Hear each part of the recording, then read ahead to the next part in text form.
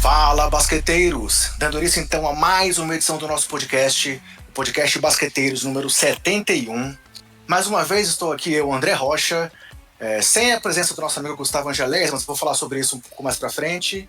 E aí, galera, após a gente falar sobre o racismo, os protestos e a volta da NBA, com o Marconi, que já é aqui colaborador do próprio podcast, e com o Caleb Pérez, a gente mais uma vez vai tratar sobre um assunto que não é a atualidade aqui da NBA. No final do programa a gente vai falar alguma coisa sobre algumas notícias, né? Mas desde que a gente já anunciou as questões da volta, a gente não teve muita coisa ainda para acrescentar. Então a gente decidiu antecipar um assunto que normalmente seria a pauta lá da off-season, mas que nesse ano, como vai ser tudo extremamente corrido na NBA, né? Mesmo se der tudo certo, vai ser tudo corrido aí na off-season e começo da próxima temporada, a gente vai antecipar o assunto do draft. E aí, para falar um pouco com vocês sobre essa questão do draft, sobre os prospectos e o que a gente pode esperar aí do draft nesse louco ano de 2020, após a gente gravar com o Denis do Bola Presa, que estava aí próximo do nascimento da Amora, com o Caleb semana passada, que também estava perto aí de ter sua filhinha, temos aqui com a gente hoje mais um papai aí, que espera seu primeiro filho para logo mais. É o grande Rodrigo Lazzarini, que faz um trabalho excelente lá no Live Basketball BR, o antigo Live College BR, e também aí na parte do NBB. E ele vai falar com a gente sobre o draft. Eu queria que você se apresentasse pra galera aí, Rodrigo. Bem-vindo aqui aos Basqueteiros, cara. Valeu, André. Obrigado pelo convite. Fiquei devendo, né? Quando eu fui para Brasília, aí, quando a gente foi fazer o dia day da equipe, a gente ia gravar, mas a gente acabou se desencontrando, então peço desculpas aqui publicamente para todo mundo, mas agora estamos de volta e conseguimos um horário nessa quarentena maluca, né? Como você falou, eu trabalho no NBB, né, na parte de assessoria, faço parte de conteúdo também, e no Live Basketball ali, eu encabeço junto com o Leonardo Sasso tudo que a gente faz, né? A gente faz podcast, a gente faz texto, a gente faz vídeo para o YouTube. A gente tava com uma gama bem voltada para o college, né? Eu sou fissurado, tive a oportunidade de morar nos Estados Unidos, então acompanhar de college bem de perto. E aí quando a gente chegou, eu conversei com o Sassi e ele falou, vamos começar a expandir, né? Porque a gente, obviamente que o pessoal sempre falava, mas como que você acha que você vê esse jogador em tal time da NBA, tal time da Europa? Como que pode ser isso? Como a gente acompanha? Então resolvemos abrir o guarda-chuva, né, André?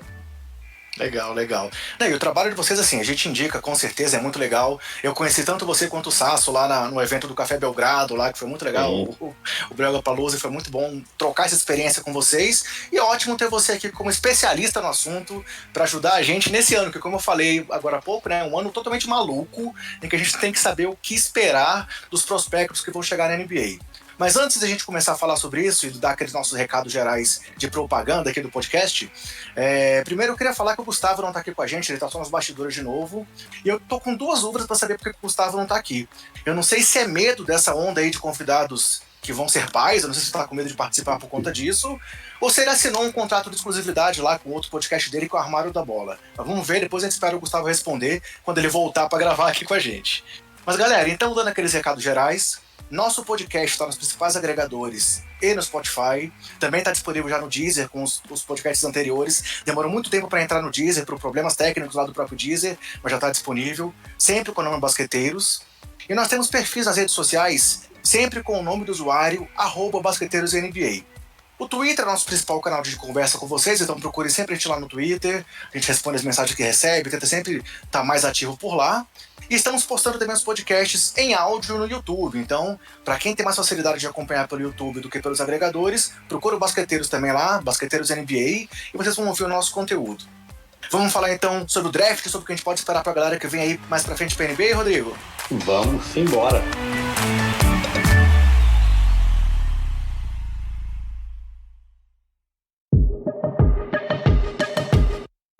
Vamos ao que interessa, falar sobre como será tudo que envolve o draft nesse ano louco de 2020. para isso eu trouxe aqui algumas perguntas que eu vou fazer pro Rodrigo, e a gente vai discutindo, vai trabalhando os assuntos aqui, para tentar trazer uma possibilidade de conteúdo para você que ouve o Basqueteiros, e que quer saber como é que seu time vai se virar nesse draft, onde a gente mesmo estava conversando aqui antes da gravação, é difícil acompanhar os prospectos, é difícil saber, qual cara que eu quero ver no meu time, ainda mais, assim, isso é difícil pra gente, é difícil também pra NBA, mas a gente vai tentar pincelar alguma outra coisa sobre esse contexto também que a gente está vivendo. E aí a gente sabe, Rodrigo, que a principal porta de entrada para a NBA sempre foi o college, mas esse ano houve essa interrupção aí por conta da pandemia, né? Estávamos ali às portas do March Madness e de repente tudo parou. E aí, Exato. como o padrão atual é os atletas jogarem apenas um ano no college e depois irem para o draft, como é que você acha que vai ficar a análise dos times para escolher os jogadores nesse caminho aí que eles costumam usar para chegar até a liga, cara? André, acho que para a gente começar, né, dar um panorama geral, como você falou aí, o draft tem uma data marcada, né, agora oficialmente 16 de outubro, né, estava marcado para o dia 15, a NBA já jogou um dia para frente, dia 16 de outubro, mas, voltando lá em março, quando estava acontecendo ainda os torneios de conferência, quando tudo começou a desandar no mundo, né, com essa pandemia, e várias universidades começaram a se retirar, falaram, ó, a gente vai fechar o nosso programa, ninguém mais vai jogar basquete, e aí as próprias ligas, né, conferências cancelaram os torneios, e a NCAA, por sua vez, cancelou o March Madness também. A gente sabe que o March Madness é uma vitrine, né, para muitos jogadores, como foi o caso mais recente do Ja Morant, ano passado, que fez o seu nome no March Madness. Ele estava tendo grandes atuações, mas não era tão falado no começo da temporada do college, e a gente viu, né, uma explosão dele no March Madness, sendo recrutado pelo Memphis na segunda posição. Agora, André, o que a gente pode falar aqui desse draft, como você me perguntou, os jogadores vão ser, sim, muito prejudicados com a não realização do March Madness, e outra, os training camps que eles fazem com as equipes, né? A gente lembra que nesse período pré-draft, os jogadores que estão inscritos no draft vão até as cidades, vão até as facilidades dos times da NBA e treinam com os scouts, treinam com pessoas ligadas à equipe para saber, né? Tipo, esse cara tem encaixe com o time, esse cara não tem. E agora tá sendo tudo por Zoom, tá sendo tudo online, então... Mesmo o draft combine não vai ter esse ano, né? Exatamente, não vai, a gente não sabe de combine, a gente não sabe se o draft vai ser online, não vai ter Summer League, então assim, tá tudo meio que nebuloso pra gente entender. Então, respondendo essa sua pergunta, os jogadores do college vão ser muito prejudicados, e é uma classe que abre um leque para o basquete europeu, basquete sul-americano aqui também, então é muito interessante a gente ficar de olho nesses prospectos internacionais. E só para aproveitar também, trazendo já essa sua bagagem aí sobre como é que funciona mesmo o processo, dá uma pincelada pra gente como são as regras, que critérios que tem que ter pro cara se inscrever pro draft, como é que é a questão da seleção. Dá uma explicação pra gente aí, pro pessoal que não tá muito por dentro de como é que funciona. Bom, o draft nada mais é, né, do que, como você falou, uma seleção de calouros que vão entrar na NBA. Antigamente, ali em 2005, a NBA colocou uma regra que o jogador que saísse do high school, tinha que ficar pelo menos um ano jogando fora, né? Assim, jogando no college, jogando internacionalmente, antes de entrar na NBA. Porque limitaram a idade mínima, né? Ao invés de 17 anos, para 18 anos completos no draft. O que jogadores, né? A gente lembra LeBron, Kobe, Kevin Garnett, são jogadores que saíram direto do high school para a NBA. Como esse novo processo, os jogadores estavam ficando, eles faziam a ponte, saíam do high school, ficavam apenas um ano no college e aí depois eles já iam para a NBA. Outros jogadores preferiam a vertente, né, de jogar um basquete na Europa, jogar um basquete na Austrália, onde eles visavam a questão do dinheiro também, né? A gente sabe que muitos jogadores saem da periferia norte-americana e fazem esse caminho de vou jogar na Austrália, vou jogar na China, para depois voltar para a NBA com contratos milionários. Então, é mais ou menos esse o esquema que acontece também. E nessa classe mesmo temos um exemplo claríssimo disso, né? Que é o LaMelo Ball, que tá jogando na Austrália e tá cotado para estar lá na frente, né? Assim, a gente vai falar mais especificamente do nome depois, mas essa onda de ida pra Europa, ida pra Austrália, eu acho que isso tá se tornando cada vez mais frequente, né? Cada vez mais frequente. A gente lembra de grandes nomes que passaram pelo basquete do high school, que eram nomes bem fortes, depois saíram para jogar na China, saíram para jogar na Austrália e retornaram para o draft da NBA e tiveram sucesso na NBA. Só que, como você falou, essa inversão traz jogadores, às vezes o cara se machuca, às vezes a bagagem de um jogo internacional é diferente, né? A gente tem o caso, como você falou, do LaMelo Ball, que é um caso à parte nesse draft, por conta de toda a sua habilidade, é um cara espetacular, mas eu vejo outro jogador que saindo na primeira rodada do draft, que é o R.J. Hampton, que ele teve um hype gigantesco durante toda a sua carreira no high school, e ele sempre falou, eu não vou jogar no college, eu vou jogar na Austrália e vou de lá vir direto para o draft. Então são jogadores que colocam na cabeça assim, eu quero ganhar dinheiro. Então eles sabem do potencial que eles conseguem ganhar dinheiro, e aí eles já saem direto, nem perdem o tempo deles no college. Sobre essa questão, eu tava lendo uma notícia hoje do irmão mais novo do Antetokounmpo, né? O Alex Antetokounmpo também fez essa opção, né? Não se inscreveu pro college e tá indo, parece que pra Espanha, não tá definido ainda pra onde, mas ele tá indo pra Europa. Múrcia, é isso mesmo, né? E assim, só aproveitando, já que a gente tocou nesse assunto, você sabe alguma coisa sobre o Alex, cara? O Gianni já disse que ele é o melhor da família e tal. Você acha que ele promete ir pro draft do ano que vem realmente ser um dos principais nomes, não? Posso dar uma dica para você, André? Um spoiler já, hein? Pode falar. Live Basketball no YouTube, já tem vídeo sobre Alex Antetokounmpo, já gravei, já tá lá perfeito. no canal. Mas assim, tirando brincadeiras à parte aqui do Merchan, assim, é um cara que é o melhor da família Antetokounmpo, como o Lamelo é o melhor ball da família também. O Alex é muito bem defensivamente, ele vai muito bem. A gente sabe que jogadores nessa idade deles tá se desenvolvendo muito ainda, é um cara que tá crescendo, tá ganhando força física. Se a gente comparar ele com o Giannis, né, com 18 anos, o Alex dá um baile no Giannis em termos de porte físico. O que eu gosto muito do jogo dele é como ele se posiciona para pegar rebote, né? Ele fala muito dessa mentalidade do Dennis Rodman, de como ele estuda o jogo também, de posicionamento defensivo. Então, para um jogador de 17, 18 anos que tem essa mentalidade de defender, é muito mais fácil você polir o cara ofensivamente, né, com arremessos, infiltrações. Você pode manusear como vai ser a maneira de jogo desse cara. Então, só dele já ter essa parte defensiva já é um passo gigantesco. Então, Alex Antetokounmpo está indo para o Múrcia, né, e deve com certeza estar no draft de 2021. Beleza. E essa outra novidade, cara? Essa questão agora dos jogadores estarem saindo, também pulando do college e indo pra D-League, para depois tentar usar a D-League como porta para a NBA. O que você pode falar disso? Você acha que isso tem uma coisa que deve se consolidar? Você acha que o college, assim, que a NCAA vai fazer alguma coisa para evitar que isso aconteça? Porque isso vai, assim, se isso se tornar realmente uma onda que todos passem a adotar, ir para o basquete internacional, ou mesmo pular para ir para a D-League, vai ser um crescimento do basquete universitário, né, cara? Então, André, acho que nessa semana a gente vinha falando, né, quando o Jalen Green falou ali que ia para a D-League, que foi um impacto gigantesco, que ele é um dos principais nomes da próxima classe também do draft, foi um impacto bem grande, mas essa semana, né, a gente está gravando aqui na terça-feira, 23 de junho, nessa semana o Cade Cunningham, que também deve ser top 3 do próximo draft, deu um tapa na cara da D-League, né, só contando um pouco da história dele, ele estava de acordo, né, já tinha assinado os papéis para jogar em Oklahoma State na próxima temporada.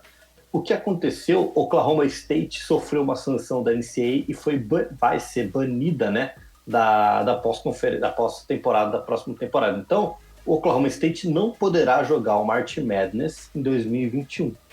Todo mundo especulou, então, que Cade Cunningham, né, um dos melhores jogadores da próxima classe, sairia de Oklahoma State, jogaria na D-League, ou iria para Kentucky, Duke, que ele tinha uma porta de todas as universidades abertas. E ele falou, não, eu vou ficar aqui em Oklahoma State, eu vou ser, né, leal ao meu treinador aqui, vou ser leal aos meus companheiros. Então isso, acho que essa semana a gente teve uma amostra de, a D-League não é tudo isso, né? Porque vale lembrar que esse time que foi montado aí de calouros na D-League não vai disputar a D-League inteira, né? Vão ser showcase, vão ser 14, 15 jogos que eles vão jogar contra times da D-League, mas eles não vão fazer parte do calendário oficial da competição.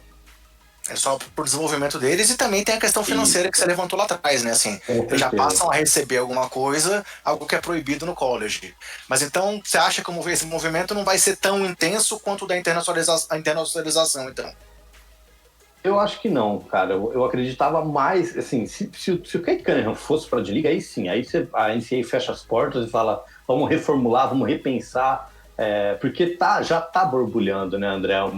A Flórida, o governador foi o primeiro que assinou uma lei que jogadores que atuam nas universidades da Flórida vão poder receber direito de imagem, vão poder usar a sua imagem para receber patrocínios, vão poder ganhar dinheiro com Instagram, redes sociais, que a gente sabe que isso é possível hoje em dia.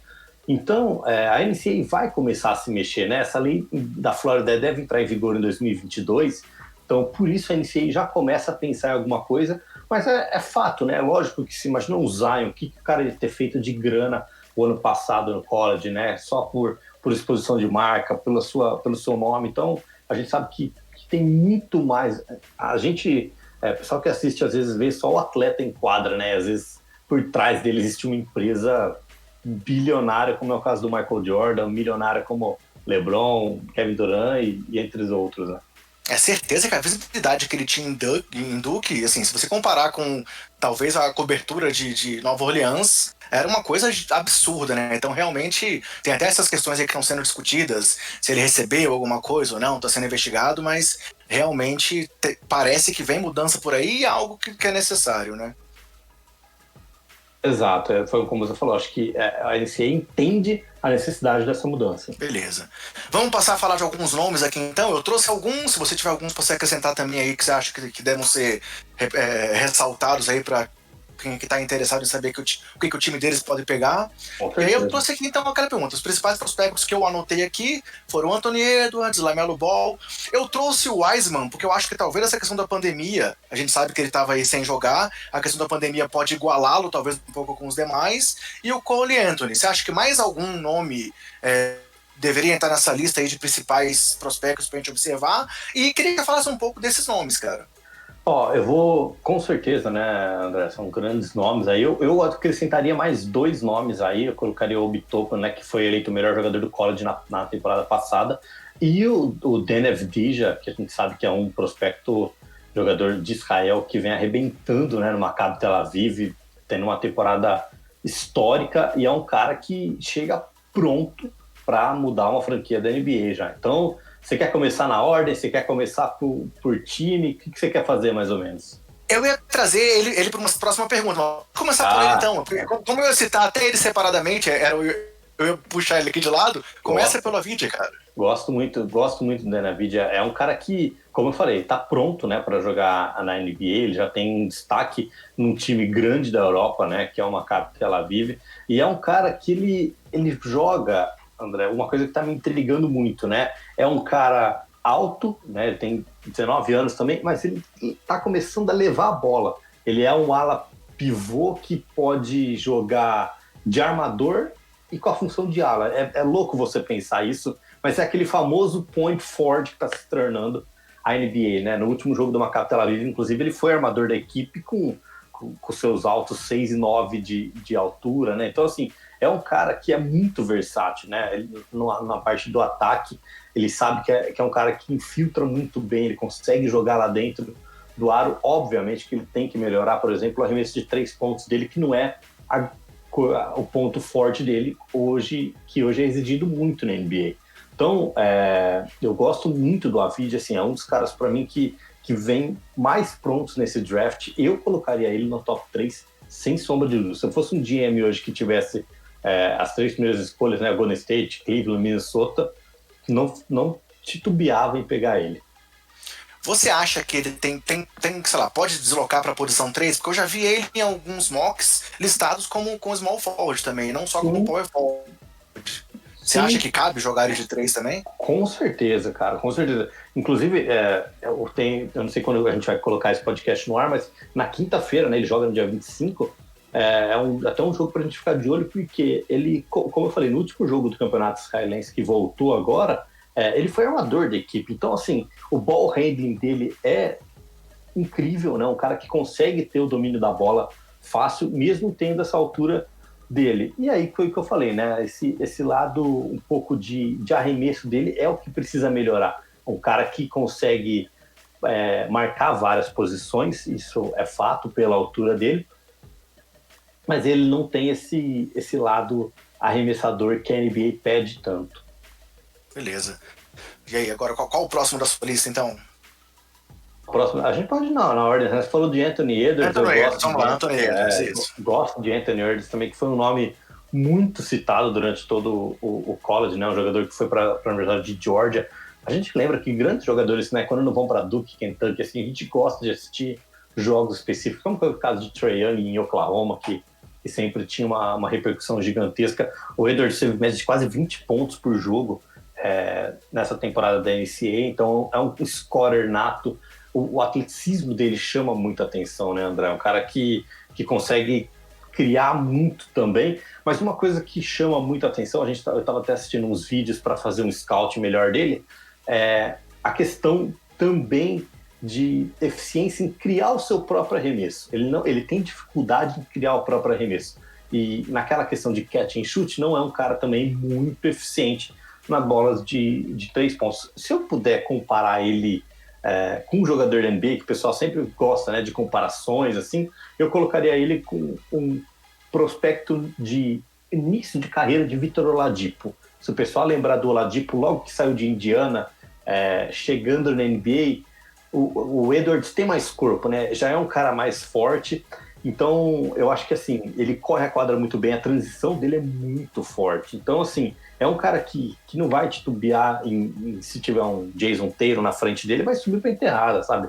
É um cara que é muito nessa questão de força física, de atacar o ar. Então, o Edwards é um cara muito bom passador também. Então, assim, a gente vê vários pontos positivos nele que tem esse aspecto que o coloca como um dos principais prospectos no próximo draft.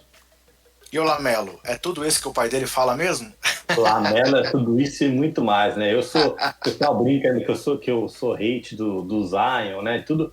O Lamelo é um cara que eu defendo, viu, André? Porque o Lamelo, desde sempre, eu falei, é o melhor irmão da família Ball, é o melhor irmão da família Ball, como você falou. Ele teve altos e baixos, né? O cara tava comitado certo para jogar em UCLA, ia fazer de tudo. Aí ele foi jogar na Lituânia, voltou para os Estados Unidos. Aí o Lavar criou aquela liga, aí ele foi jogar. Aí ele falou: não, chega, eu vou, né, jogar na Austrália. Jogou lá no Illawarra Hawks, nem acabou a temporada com os caras. Também interromperam.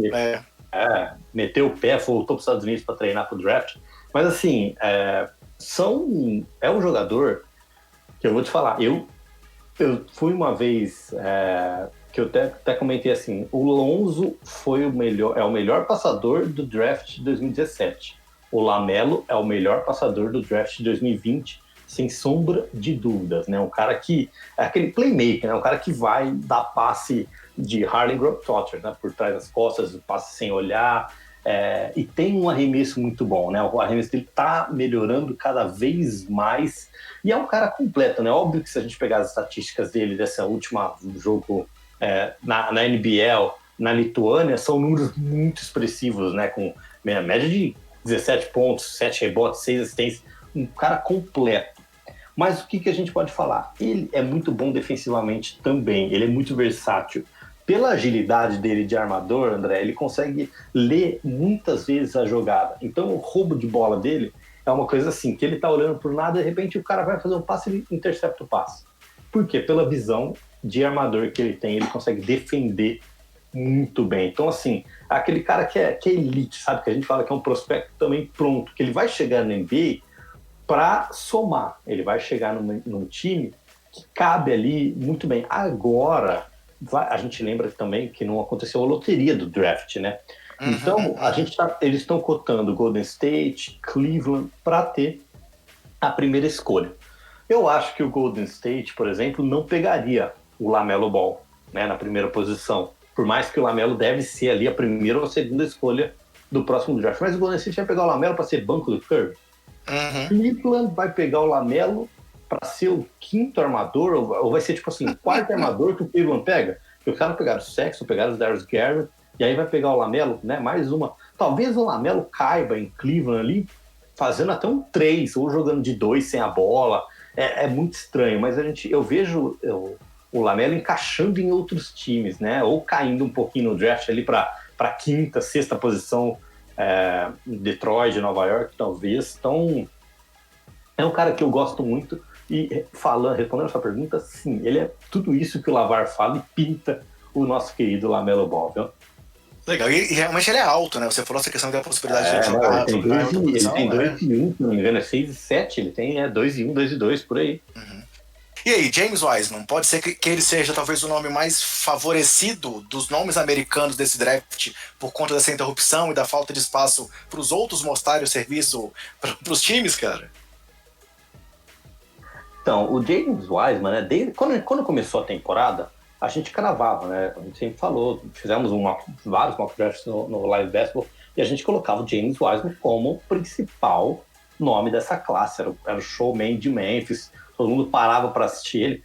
Ele, em 3 jogos, né, jogados no basquete universitário, média de duplo-duplo, né? 20 pontos, 10 rebotes. Então é aquele cara que também é um cara maciço que vai ter a sua presença dentro de quadra reconhecida. Ele é muito atlético também, né? Um cara, eu vou falar assim, comparação bizarra. É um David Robinson no começo de carreira. É um Rasheed Wallace, para quem lembra, no Detroit, assim. Então é um cara que ele vai muito perturbar o cara quando ele estiver atacando, tanto do lado ofensivo como do lado defensivo da quadra, né? Ele vai conseguir fazer os ganchinhos dele, e ele, André, a gente também às vezes comparo, às vezes não, né? O Ben Adebayo, porque ele tem aquele chutinho da cabeça do garrafão, o Wiseman é canhoto, a gente sabe que marcar canhoto é difícil. Ainda mais um pivô. Então, o que ele tem? Ele tem esse instinto, né, de correr também a quadra. Lembra de um contra-ataque que teve um Memphis e Oregon logo na semana de Thanksgiving, ali no começo do college, ele puxando contra-ataque, assim, de passar pro lateral e correr no meio da quadra, chegar no trailer e enterrar na cabeça dos caras, sabe? Então, assim, é um cara que é muito diferenciado, e a parte defensiva do Wiseman chama muita atenção também, né? Média de 3 tocos por jogo, desde quando ele estava no high school, era assim, média de 7 tocos. Então é um absurdo o posicionamento do Wiseman na defesa, tanto nessa questão de shot, blocking, como rebote. A gente sabe que é um principal fator que a gente fala, vamos analisar um cara defensivamente. Ele é bom para dar toco, ele é bom para pegar rebote, ele é bom para roubar a bola, e o Wiseman encaixa em todos isso, né? É um cara que protege muito bem o aro, ele consegue ler também o pé do pivô, né? Isso, quando o pivô consegue identificar o que o adversário vai fazer lendo os pés, isso é muito... É um QI de basquete acima da média. Agora, tem esse lado também, André, do Wiseman não ter jogado tantos jogos, né? Ter se envolvido em polêmica com a NCAA, com o Penny Hardaway, com a Universidade de Memphis. Acho que ele pode ser um pouco prejudicado. Mas, obviamente, a gente sabe que ele vai estar no top 5, né? E aí volta naquele assunto de times que a gente não teve a nossa querida loteria ainda. Caberia em Cleveland, caberia junto com Kevin Love, com o Andrew Drummond também, que está lá, né? Legal. Bem, eu tinha trazido aqui o Cole Anthony, mas você falou do Obi Toppin. Vamos falar do Toppin primeiro? Sim, o Obi Toppin, como eu falei, né? Foi um cara que venceu o prêmio de melhor jogador do college. Ele era um caso, o Obi Toppin, de um Ja Morant, por exemplo. Se jogasse, né, Dayton iria com certeza para o March Madness depois de 20 anos quase, e o Obi Toppin ia mostrar para toda a nação, porque Dayton não era uma universidade que jogava todos os dias na ESPN americana, como o Duke, Kentucky faz, né? Um jogador que teve 20 pontos de média, 7,5 rebotes, chutando 40% nas bolas de 3 pontos. O Obi Toppin já é um jogador mais experiente, né? Já tem 22 anos. Então, assim, o que a gente pode... Quando a gente define o Obi Toppin, ele é um cara que ele é atleta, né? Aquele cara que vai comandar o jogo. Ele pode jogar tanto num stretch fora ali, ele consegue abrir e espaçar muito bem a quadra. É um cara que sabe jogar no pick and roll. Então, pelo tamanho dele, André, o cara tem 6'9", né? A gente tá falando aqui 2,4 m, 2,5 m. Um cara que chama o pivô para fazer um pick and roll, ele é absurdo. Você pega os highlights do college nessa temporada, é ele dando catavento no meio do jogo, ele passando a bola, enterrando no meio das pernas, sabe? É um cara que gosta de... Por mais que eu falei, o cara, ele tem essa bola de 3. Ele é muito bom arremessador na bola de 3 pontos. Mas o cara prefere infiltrar e enterrar na cabeça dos caras. Então, assim, ele é um cara completo, entendeu? Eu falo que o Obi Toppin também é um jogador que chega para agregar e muito numa franquia ou até ser... você modificar o plano de jogo de algumas equipes que não estão tão bem aí no mercado da NBA, o time que demora para chegar nos playoffs. Então, o Obi Toppin é um cara que tem essa habilidade absurda de jogo do perímetro, consegue driblar, consegue arremessar e tem a vantagem da altura, né? Então, obviamente também que tem a questão de defesa, né? Ele é um cara que, como eu falei, gosta de jogar com pick and roll, ele defende pick and roll muito bem.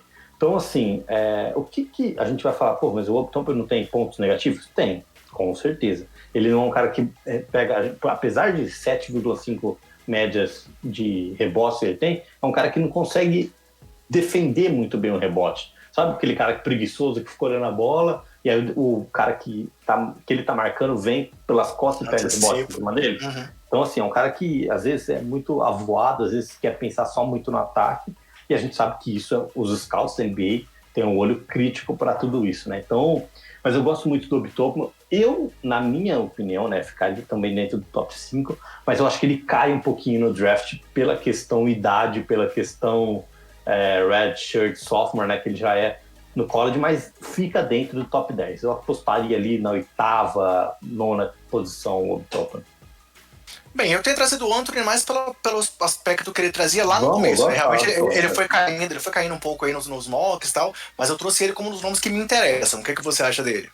Não, então, é um cara que também, desde quando chegou no college, foi muito especulado, né? O Cole Anthony, a gente lembra, armador que jogou em North Carolina nessa temporada. Infelizmente, ele perdeu muitos jogos da temporada por conta de lesão. Foram, se não me engano, 12 ou 15 jogos. Só que no primeiro jogo, né, quando ele chega no college, dá a cartada. Ele fala assim, eu vim aqui para isso. Né? São mais de 35 pontos no primeiro jogo, quebra recordes de Michael Jordan e muitos outros. E aí o Cole Anthony, né, também é um jogador que a gente sabe que é muito bom em todos os aspectos de jogo, porque dentro do high school ele tem um holofote nele, então ele sabe o que a gente precisa. O que ele é, né? Ele é aquele scorer point guard, né? Não é um cara que vai passar a bola primeiro. Não, primeiro eu faço pontos, depois eu passo para o resto do time. Ele é um armador desse nível aí, né? Média de 18,5 pontos, 5,7 rebotes, que é um cara que as projeções foram mudando muito, André, em cima dele, né? Porque era um cara cotado top 3, depois top 5, depois top 10, e agora já tá na rapa ali da loteria, né? Um jogador que vai sair na 14ª, 15ª posição. Eu comparo muito ele com o Kemba Walker, né? Que naqueles flashes de Yukon que mostrou Kemba Walker ao mundo, eu coloco muito Cole Anthony no Kemba. Por quê? O Cole Anthony é um chutador nato, né? Um cara que tem um talento absurdo para arremessar. E outro ponto que eu gosto muito do Cole Anthony é ele jogar sem a bola. Por mais que eu falei que ele é um armador que vai fazer pontos primeiro, é um cara que quando passa a bola não fica parado. Não é aquele armador que passa a bola e fica parado, não. Ele se movimenta na quadra, ele vai buscar fazer a jogada, vai buscar aparecer do outro lado para receber a bola de novo. Então, assim, ele consegue balancear o jogo e fazer que os companheiros joguem e achem ele. Então eu gosto muito disso, desse atleticismo dele de correr a quadra incansavelmente, né? Um cara que ele é perigoso, né? A gente sabe que coloca a bola na mão dele, o que vai esperar? Pode vir um arremesso de média distância ali, ele pode achar um companheiro livre, obviamente, pela questão de ser armador.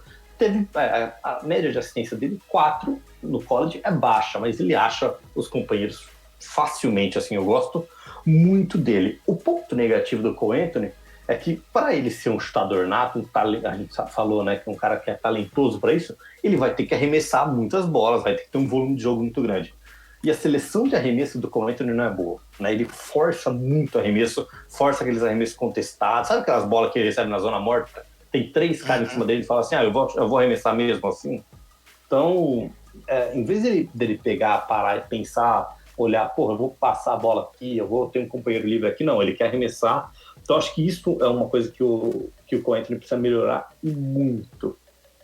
Beleza, minha lista tá satisfeita aqui. Algum nome que você queira trazer aí dos internacionais, ou algum outro aspecto que a gente não abordou ainda nessa conversa sobre esse ano, que você queira trazer aí para os nossos ouvintes, cara?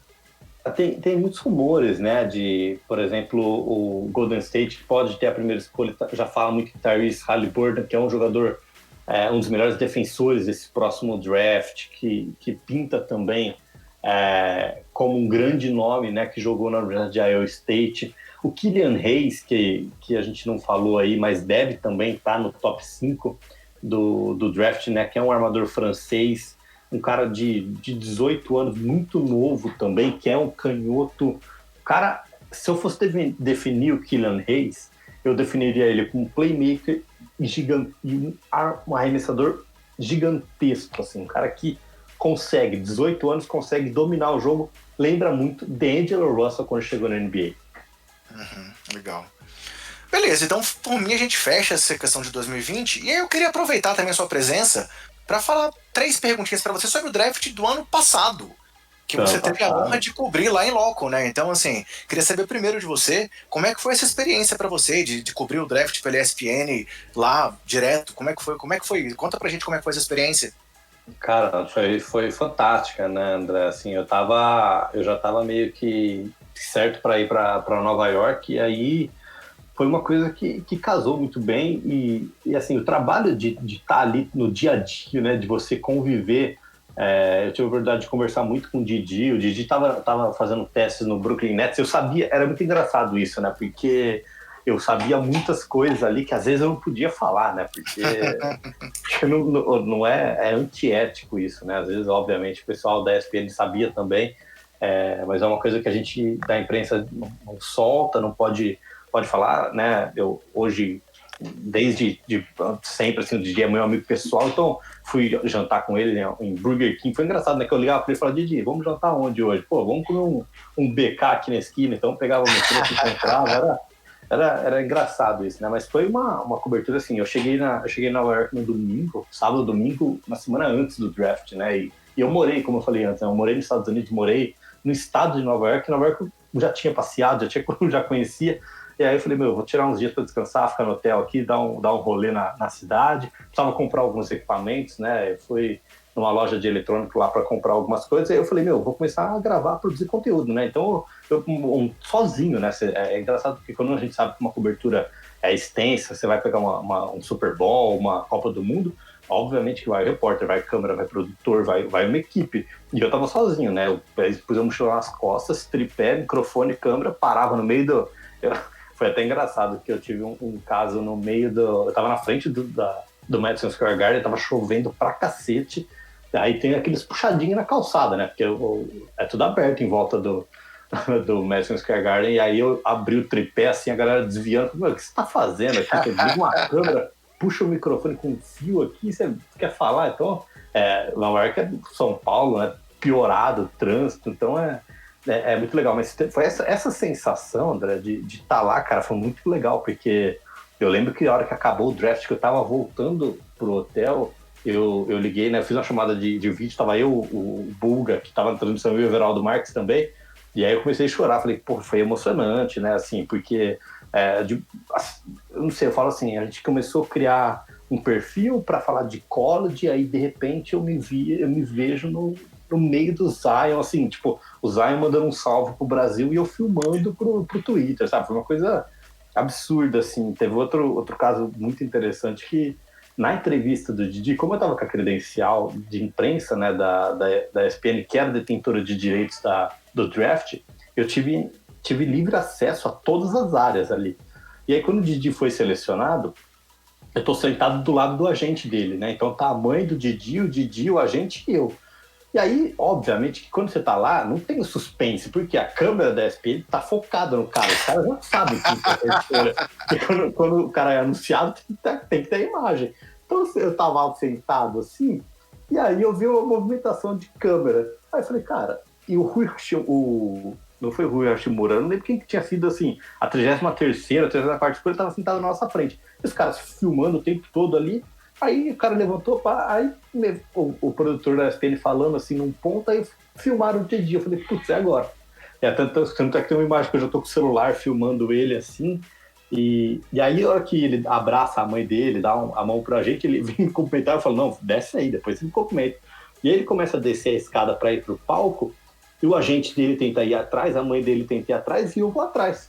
Os dois são barrados, porque não tinham credenciais. Aí eu passei. A hora que eu passei, o Didi dá a volta no palco, eu encontro ele do lado oposto, né? E aí ele tem que fazer todo um protocolo, da entrevista em rádio, da entrevista pra televisão, tinha um negócio do Twitter de assinar um GIF, de tirar foto.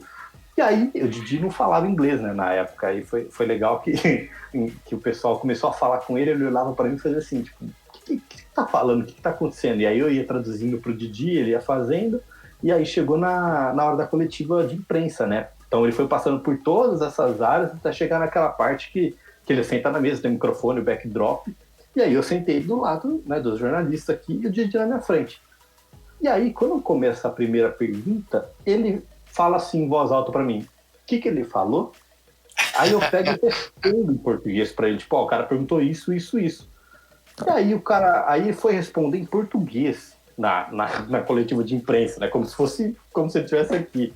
E aí o cara, tinha um cara que tava organizando lá tudo isso da NBA, falou, não, para tudo. Aí parou a coletiva de imprensa, ele falou assim, você vai ser o tradutor dele? Eu falei, posso ser. E aí o cara me dá um microfone, tipo, oficial da transmissão da NBA e fala, então, pode traduzir. Aí o Didi começa a responder tudo em português, eu traduzo para o inglês para os jornalistas, e quando os caras fazem a pergunta, eu traduzo para o português. Aí o Buga me mandou uma mensagem e falou assim, é você? Aí eu falei assim, sou eu que estou traduzindo. E aí eu falei, sou eu que estou traduzindo, cara. Então eu falo assim, são algumas coisinhas, né, que ficam marcadas, vai ficar marcado para a história. Hoje, quando eu falo que eu traduzi uma entrevista coletiva da NBA TV, né? Então, assim, foi um momento muito épico, assim. Espero, obviamente, voltar mais vezes no draft, mas eu falo que agora a minha meta de vida, obviamente, que é o nascimento do meu filho, como você falou que está chegando, mas é cobrir um Final Four em loco agora do college, que a experiência aí eu acho que vai ser doida também, viu? Mas foi, André, só coisas positivas. Óbvio que tem os perrengues, né? Como eu falei para você, no dia do draft, muito legal, né? Porque o draft à noite, 7 horas da noite, no Barclays Center. Eu tava em Manhattan, né? O Barclays Center é no Brooklyn. Então, quem conhece Nova York ali sabe que tem que pegar um metrozinho, mudar de ilha, essas coisas. E eu lembro, cara, que eu acordei tão ansioso na quinta-feira que eu era assim, eu liguei pra minha namorada 10 horas da manhã e falei, não, vou tomar banho já, vou ficar pronto, porque eu tenho que sair daqui na hora do almoço, né? Eu almocei, era tipo 1 hora da tarde, e fui pro Brooklyn, que aí a gente começa a fazer imagem de fora do ginásio, os torcedores chegando, entrevistas, eu fiz várias entrevistas de torcedores de Duke que estavam lá por conta do Zion. E aí, a hora que eu olhei no relógio, cara, era tipo assim, meia-noite, eu não tinha, né, eu tinha almoçado 1 hora da tarde, não tinha comido mais nada. Então, assim, da adrenalina de você estar ali. Quando eu cheguei, por isso que eu falei, quando eu cheguei no hotel, eu falei, eu desmontei, né? Então, chorei pra cacete, fui comer. E aí passa um filme na cabeça, né? Que aí no dia seguinte, eu queria acordar 8 horas da manhã para comprar o jornal de Nova York, para repercutir a escolha do RJ Barrett, fazer um material para mandar para a ESPN. Então, assim, foi uma experiência fantástica. Legal. Você apontou tudo que eu ia perguntar depois, então. Então você acabou com eu ia perguntar sobre o Didi, experiência, emoção, você já falou. Só uma pergunta, então. Aquela sua, entre aspas, exclusiva com Zion, aquela conversa com ele ali, já tá no seu currículo também, não? Não, cara, lá ainda não. Mas eu acho que eu tenho que colocar, cara, porque foi interessante, porque eu quase apanhei de segurança. Porque, como eu falei para você, eu tinha acesso a muitas coisas ali. E quando o Zion foi escolhido, e logo depois o Jamoran, eles passam... É assim, né? Faz o caminho do palco. A hora que o cara tá na ponta e dá a primeira entrevista ali pro repórter da ESPN, ele continua, aí ele senta na rádio ESPN, que tá transmitindo também, só que aí já é a parte aqui atrás, que aí depois é NBA TV, tem todo um protocolo. E a hora que o Jamoran tava na rádio, o Zion tinha acabado de fazer aquelas coisas que eu falei que o Didi fez, de Twitter, foto, não sei o quê, e o RJ Barrett tinha acabado de ser escolhido. Então o Zion tava esperando para cumprimentar o RJ Barrett. E aí, na hora que eu olhei pro lado, que eu tava ali olhando, eu tava até fazendo um bumerangue do Jamoran, eu olhei pro lado e vi o Zion, eu falei, caralho, aí eu tiro o telefone do moço e falei, Zion, né, say hi to Brasil aqui, aí ele, porra, né, da hora, Brasil, tal, não sei o quê. E aí a hora que ele falou isso aí, já saiu meio que andando, já veio 385 seguranças, me empurrando tudo, ele abraçou o RJ Barrett, tudo ali. Mas assim, foi engraçado porque eu não sabe quando você não se toca, sabe? Eu fiquei olhando o Jamoran e tal, porque quando você tá num evento desse, né, obviamente que as principais câmeras, os principais acontecimentos, a TV tá mostrando. Isso, né, como um repórter, você tem que entender que você tem que olhar para o público, você tem que olhar para outros pontos que a TV não tá mostrando. E aí, a hora que eu olhei, né, tava vendo o Jamoran, eu olhei pro lado, eu vi o Zion, falei, cara, é agora. Então, não tive dúvida, eu tirei o celular do bolso e filmei com o celular mesmo. Então, é uma coisa que um dos vídeos mais repercutidos aí, acho que, né, tirando, obviamente, quando houveram jogos do New Orleans Pelicans, que a NBA divulga, né, pede pro Zion mandar um salve pro Brasil, acho que é difícil alguém ter tido essa oportunidade de falar com o Zion. Por isso que eu quis destacar aqui.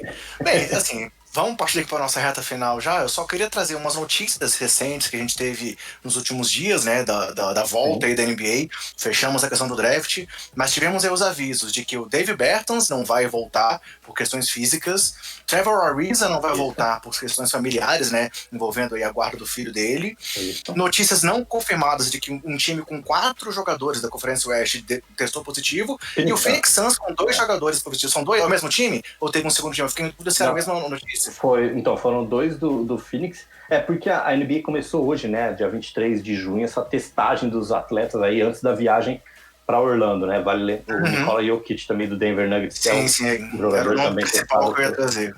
Isso, testou positivo também. Então, assim, André, o que eu vejo se os caras pegaram isso, é perigoso, né? Porque a gente sabe que houveram os protestos nos Estados Unidos, os jogadores se expuseram muito, né? Estavam andando na rua ali.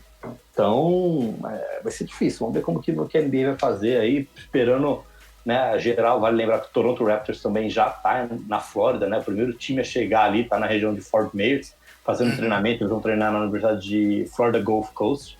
Então, os times começam a se movimentar. A gente já está ansioso, né? Porque falta um mês aí para a volta da NBA. A notícia é que o Jokic está assintomático, né? Que ele está aguardando apenas o período de quarentena para poder ir para os Estados Unidos. Mas realmente cabe a gente ficar de olho. Ele já tinha tido notícia pelo grande emagrecimento dele aí, né? Ver também como é que vai ser essa questão da recuperação. Bem, Lázaro, era isso que eu tinha trazido para nosso roteiro aqui de hoje.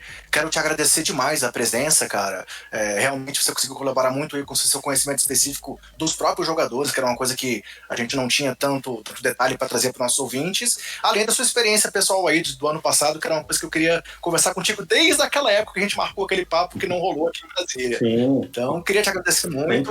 Já tô com saudade de voltar pro Brasil. Legal. Queria te agradecer muito a presença, desejar tudo de bom aí pro seu filho, cara. Obrigado. Que venha com saúde. É muito legal, tem meu moleque aqui de 6 anos, beijo pra ele, beijo João Pedro, e assim, aproveita, curte demais, e cara, precisando da gente, as portas estão sempre abertas, basqueteiros também, tá disponível pra você, porque você precisar, beleza? Sempre, André, muito obrigado, né? Lembrando o pessoal também que tá ouvindo aqui o podcast, livebasketballbr.com, nosso site também, todas as notícias, YouTube, Instagram, Twitter, a gente tá em todas as redes sociais, pra lá bater um papo, galera, também se quiser chamar a gente no Twitter, é sempre um prazer falar de basquete, André.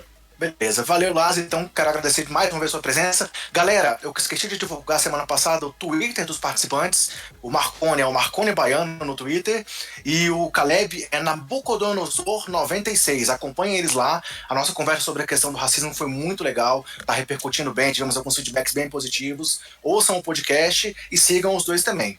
Então é isso, Lázaro. Mais uma vez, obrigado pela presença. Obrigado, sucesso aí, tanto no seu filho quanto na carreira.